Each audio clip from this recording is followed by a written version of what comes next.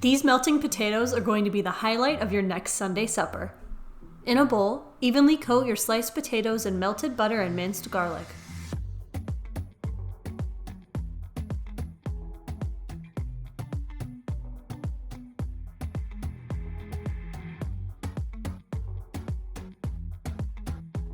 Once fully coated, add them in a single layer to a baking dish.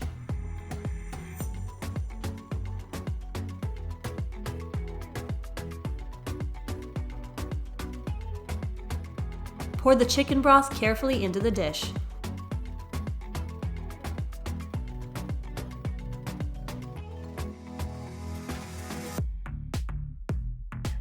Season with dried thyme, salt, and pepper.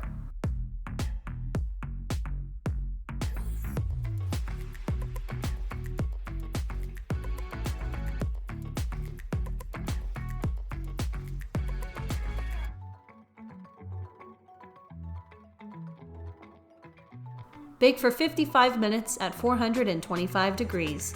Once the potatoes are done baking, broil for an additional 2 to 3 minutes. You can find more easy potato recipes on our website.